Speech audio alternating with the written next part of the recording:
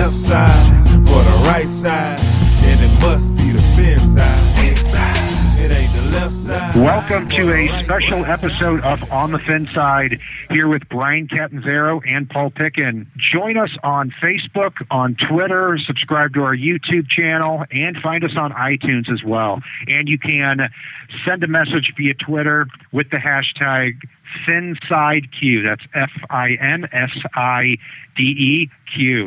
We're here today with a guest that a lot of people in the Twitter world, or if you're looking at the Dolphins online, are very familiar with. We have Chris Shashaty with us here today, and we're recapping the Dolphins-Seahawks game as well as a few extracurricular activities that went on before the game. Chris, how you doing tonight? Hey, I'm great. Thanks for having me. Absolutely. And you can follow Chris on Twitter at FinsChris. That's PH, not F, PHINS Chris. So, Chris, even before the Dolphins game got started, which was a heartbreaking 12-10 loss to the Seattle Seahawks in Seattle, very hostile environment, also had some extracurricular activities with the protests. Some Dolphins fans don't care whatsoever. Some people care very much. What do you make of this? Well, I think if you begin by looking at the cause, it's a good cause. It's a good social cause, and what you have are four players who wanted to draw attention to their cause. And the point of protest is to do that, is to draw people to a cause. But when the method of protest is divisive and disrespectful, as was the case, the cause gets totally lost. And now what you have is a group of people who salute them for doing what they did, and another group of people who totally disagree with their methods.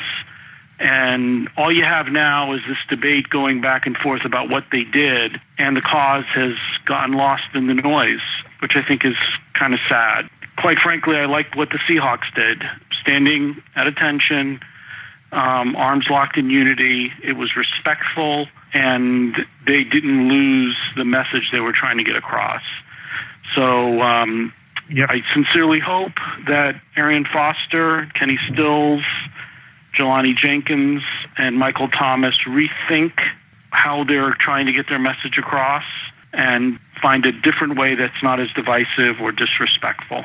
So, Yeah, Chris, I just want to get your opinion on this. It came out today as well that Stephen Ross actually supports what Michael Thomas and company did. Had a conversation with them after the game. Said, let's find a way to do something about this. So given the owner's support that they're getting, do you still see that being the case moving forward, or how do you see that playing out? Well, this is there's kind of a plus and a minus to Ross sticking his nose in it. The plus is that he can help them to channel their cause in a more productive way. And hopefully that's what comes of this. Mr. Ross started his RISE initiative last year, I believe, or maybe even a year before that, to deal with social causes just like this one. And that, if they can take that cause and get it channeled in a more productive way, then it can be very positive. The risk is that it causes a distraction. You have people in the locker room, that you have fans that don't like the way Mr. Ross is going about it, and you start to have a fracture not only inside the locker room but among the fans. Armando Salguero, the beat writer for the Miami Herald, published a letter from a season ticket holder who wrote to Mr. Ross telling him he was dropping his season tickets because he disagreed with how Mr. Ross and those players were behaving. The point of this whole thing is football, and the risk of distraction, definitely there, definitely something that a rookie coach just doesn't need.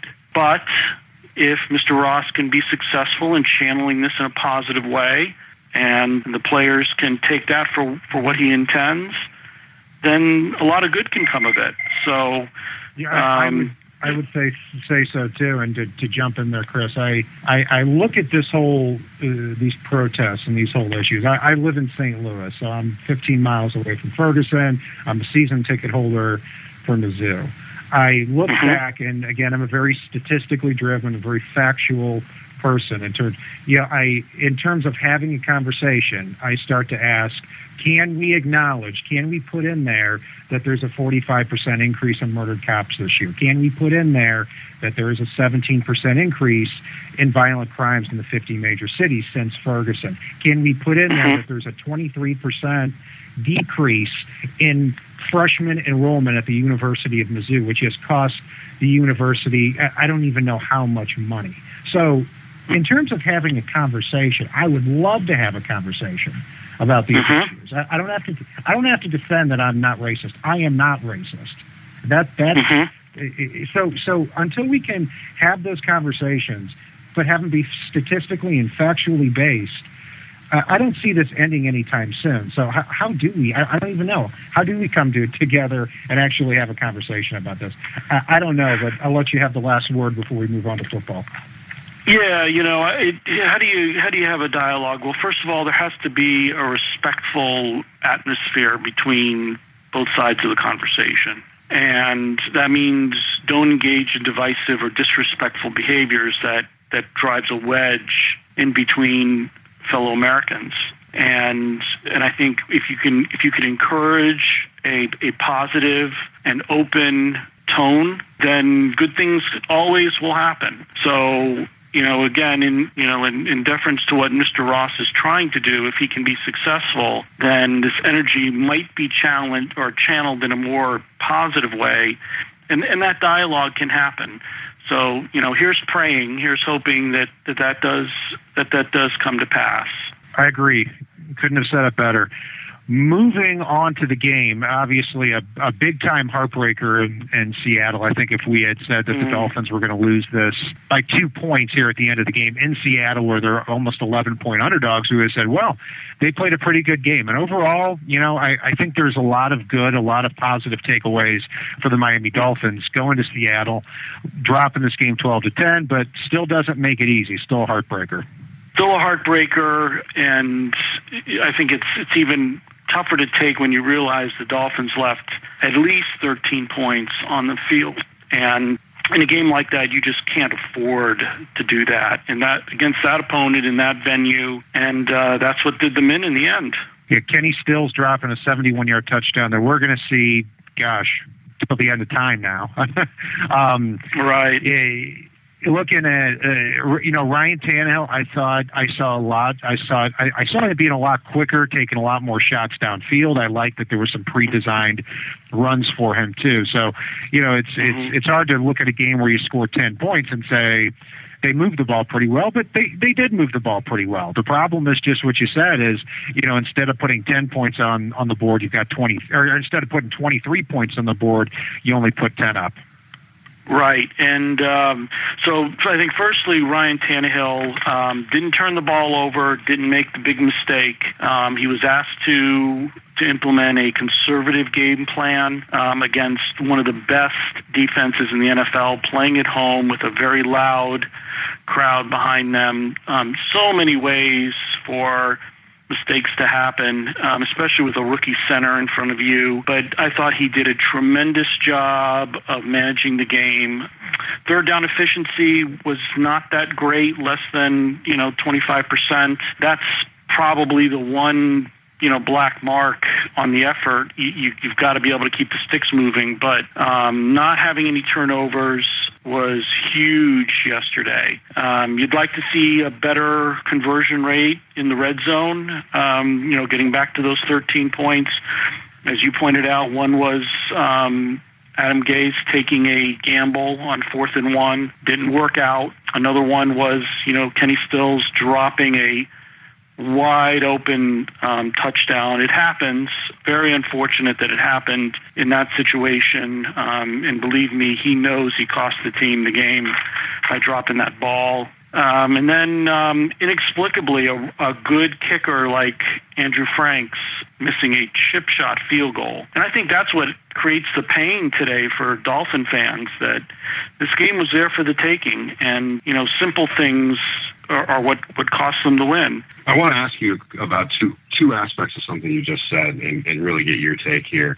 One of the things you brought up was the Dolphins rookie center in Anthony Steen reports came out over the weekend that Mike Pouncey may miss 2 to 3 more weeks potentially, given that he may have a fracture in his hip. I haven't seen confirmation fully on that yet. What do you make of that first before we go to the other one? Well, first of all, you got to be concerned for Pouncey's health. You don't want to put him out there and have him have a major setback. By all accounts, this is an injury that he can bounce right back from and come out and be healthy and contribute to this team's success this season. So in a way, they got lucky in picking up Steen and having him work out at center. And again, I thought he acquitted himself very well yesterday in a really tough spot, in a tough environment. I mean, he's the guy that's got to be able to snap the ball when there's noise going on, and he's got to be able to call out line plays and calls, and I just thought he did a tremendous job. So, the Dolphins have the luxury of making sure they don't rush Pouncey back sooner than he needs to. You have a serviceable center, make sure he gets healthy, and then, then you can be back in business. So I think it worked out okay. He's the least of their worries right now. I'll put it to you that way. You're not kidding. You're not kidding. Anthony Steen, I'll tell you what, if he keeps playing a few more games like this, Mike Pouncey may have to be worried about where he's going to figure in when he comes back. I mean, I do think Pouncey gets his job back regardless, but Anthony Steen has done a hell of a job, not just this one game. It's not like we were... I wasn't even crossing my fingers hoping Steen would play well in this game. I assumed he would play well based on what I had seen in preseason. You just watch him. Not only is he assignments out, but he looks like that he knows what he's doing. Just watching him interact and pick up blitzes and call out. I mean, that's impressive stuff. Really does go back, you'd have to think, to Nick Saban and being coached at Alabama. I know it's a sin to bring up his name in Dolphins world, but the reality is, he's a well-coached guy, so. Yeah, well, I think the thing too is the poise of him, as a rookie, stepping in there and being able to handle that situation, especially with the noise, and really not firing a ball over Tannehill's head when he wasn't looking, or making the big penalty or the big mistake. I just thought he did a really great job in about as tough a situation as you could ask of him. He did a great job, and there were a lot of also very good defensive performances yesterday. Maybe not in the final 2 minutes, but for the first 58 for sure. I saw a lot. I saw a lot that I liked in the defense yesterday, and I thought that it looked like not only was it a sturdier looking unit. Yeah, Jordan Phillips played a hell of a game. Mario Williams. Stockier off the edge. Not saying he's better than Olivier Vernon, but stronger for sure. And then the linebacker group was flying all around the field. What were your takeaways defensively from the game yesterday, Chris? Well, I think firstly you've got to salute defensive coordinator Vance Joseph and his staff. That was a brilliant defensive game plan yesterday that they put in. It was strength on strength. The Seahawks wanted to run the ball. The defensive front would not let them get going on that.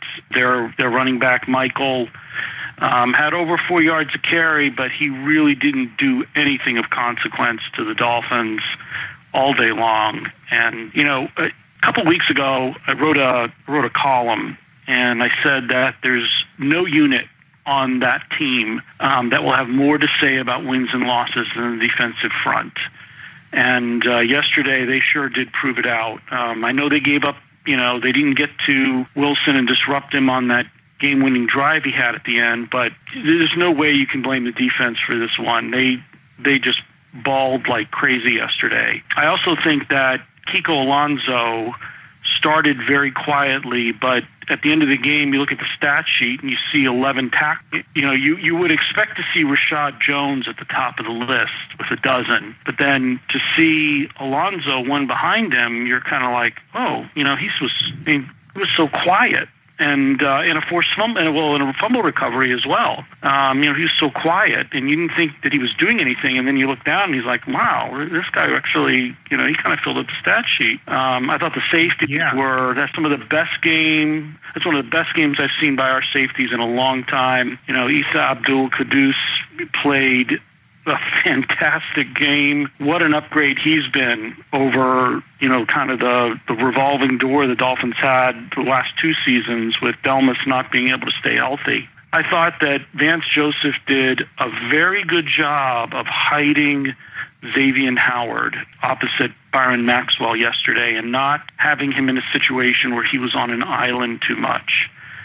He did a good job disguising that weakness at cornerback. Unfortunately, on that last drive, Baldwin got matched up on Bobby McCain, and that just didn't work out well. But I thought for 59 minutes, the defense was just absolutely terrific. It was absolutely terrific. And I'll tell you a couple observations you made there, Chris. I think Issa Abdul-Quddus and Kiko Alonso, the combination of them instead of Michael Thomas or Walt Aikens and Kelvin Shepard, what a difference that makes, both in terms of talent and speed.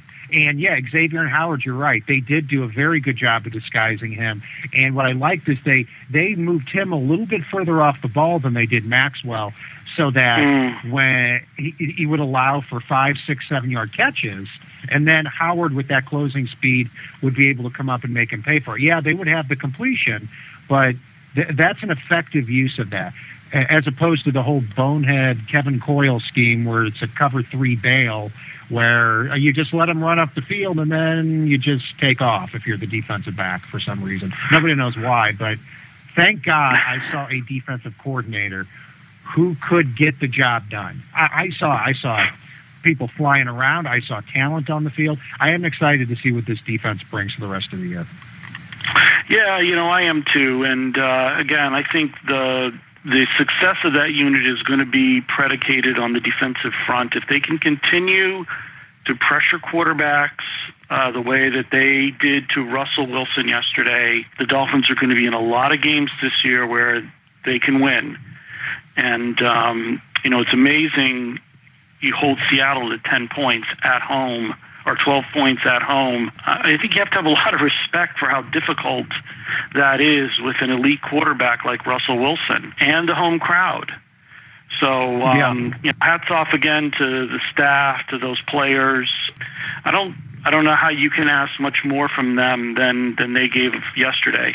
And even when you looked at the last drive, you see, even though it's a 14-play drive, we lost the game on that, darn it, but every play was contested too. There, maybe other than the Doug Baldwin 20-yard catch, but other than that, everything was contested, and so definitely a good start for the defense. Hopefully they hold off next time. Chris, and please help me to pronounce your last name. Shashaty. Shashaty. I've been calling you Shashaty for the last decade, so my apologies there. That's okay. I still love you. Love you too, buddy. Just one more comment, if I could, about Ryan Tannehill. There were a lot of fans just flooding my email last night and again this morning with a lot of criticism of Ryan Tannehill, and Lord knows I've been in the criticism line. I've criticized him in the past, but after yesterday, I think we have to stop and give him a lot of credit for the work that he's done in the off season. I see a much better deep ball from him than I've seen in the past. I saw very strong evidence yesterday of a guy who is beginning to read blitzes much better than he has in years past. I thought it was really ballsy on his part to take control of that playbook on that touchdown drive at the end of the game, calling his own number. He understands he's athletic, he's big, and taking leadership and ownership of putting that ball in the end zone. Again, the stat sheet doesn't have 5 touchdown passes. It isn't Marino-esque, but he did what he needed to do against a defense like that in that venue to give his team a chance to win. And I thought he took a really big step forward in asserting himself. So and I was pleased story with him. Because, I was pleased too. And when you look at the stat sheet, Chris, if he had the same stats and then that 71-yard completion for touchdown had gone to Kenny Stills, now you're talking about 17 for 30, 250-plus yards, a touchdown, and a victory at Seattle. I mean, that's hell yeah, how that's big right. of a play that was. That's right. We're all happy today. We're all backslapping each other, and yep. It's cheers all the way around. Unfortunately, Stills dropped the ball, but your quarterback is supposed to put you in a position to win the game. He's supposed to be a difference maker. Last year, maybe he overthrows Kenny Stills by 5 yards. And how many times have we seen him do that in the past? But yesterday was right on the money. I didn't see very much evidence of accuracy issues as he's had in the past. I didn't see a guy who was confused by blitzes as I've seen in the past. I saw a much more assertive leader, a guy who's been given responsibility, and even in today's presser, Adam Gase saying, I'm going to listen to him more when he comes to the sidelines and says to me, I want to do this, not that. And that only comes from trust. A head coach having trust in his quarterback to make good choices. Again, I thought did a very good job yesterday under difficult circumstances for any quarterback. Me too. And, I like that now he's working with a head coach in an offensive mind who not only is giving him the freedom to be able to do that, but also trusts that he's going to do that too. I'm not married to Ryan Tannehill. So looking at this year, the Dolphins have to know about him by the end of the year. And there is no, hey, it's a year in the offense, et cetera, et cetera. When you look at the quarterbacks that Gase has worked with, the Peyton Mannings, John Kitna, Mark Bolger, even Tim Tebow, they were immediately better when working with Adam Gase, and Jake Cutler, obviously, too. So the expectation is that he is going to be immediately better working with Adam Gase in his first year. Chris, thank you very much here for joining us here tonight. I think we've gone over a little bit over our 15-minute timing that we said. Follow Chris on Twitter at FinSChris with a PH. Chris, thank you very much for joining us. Anything else you'd like to throw in there tonight?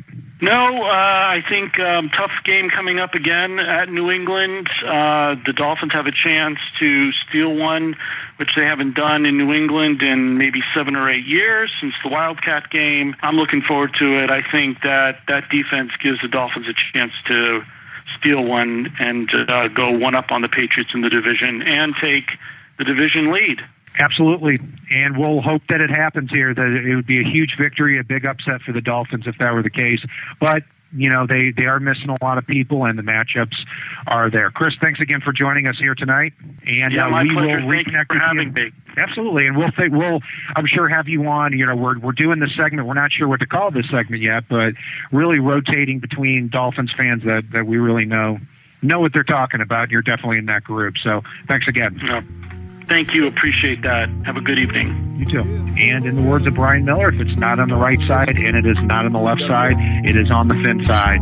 Solo D, take us home. It ain't the left side or the right side, and it must be the fin side. It ain't the left side or the right side, and it must be the fin side. Listen, Dolphins fans across the land all tuning in to see what Brian, Cat, and Paul about to do again. We rep our team, you can't change, stop, or ruin it. All we need is to figure what to do to win. Fins Radio, live and direct.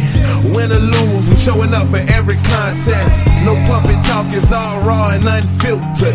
Voice of the fans when the season looks peculiar. Rockin' apple orange over here, then you familiar. Every week they coming through our speakers to fulfill the crave we have to hear about our team and all the latest news.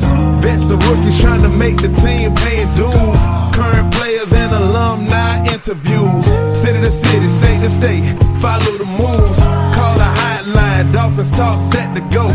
Best sports team and show all across the globe. It ain't the left side or the right side, and it must be the fin side. It ain't the left side or the right side, and it must be the fin side. It ain't the left side or the right side, and it must be the fin side. It ain't the left side or the right side, and it must be the fin side. Who that? So low, so low, so low, B. So low, so low, so low.